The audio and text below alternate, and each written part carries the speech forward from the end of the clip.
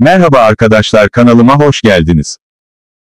Bana desteğinizi göstermek adına kanalıma abone olmayı, videolarımı paylaşmayı ve zili açmayı unutmayınız.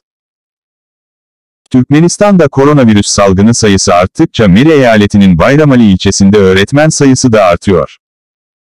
Bu durum liselerdeki öğrencilerin günlük derslerinin yarısının boş sınıflarda geçmesine neden olmaktadır. Ayrıntıları RFE/RL muhabiri Meri bildiriyor. Muhabirimize, bugünlerde ilçe okullarında pek çok öğretmen koronavirüse yakalanmıyor. Bu nedenle 6 ders almak zorunda kalan öğrenciler genellikle 3 ders veriyor.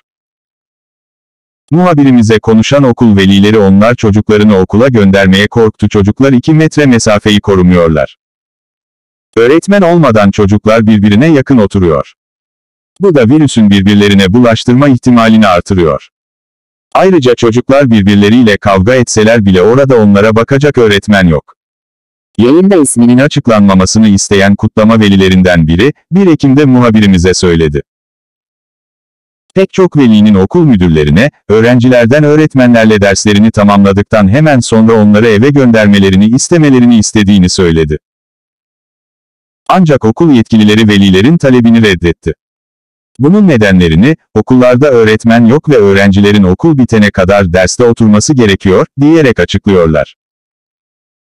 Türkmen makamları, küresel pandeminin başlangıcından bu yana ülkede tek bir koronavirüs vakasının bildirildiğini kabul etmediler. Bu nedenle, ülkenin diğer bölgelerinde olduğu gibi ülkede de koronavirüs vaka ve ölümlerinin resmi istatistiklerini belirlemek mümkün değil.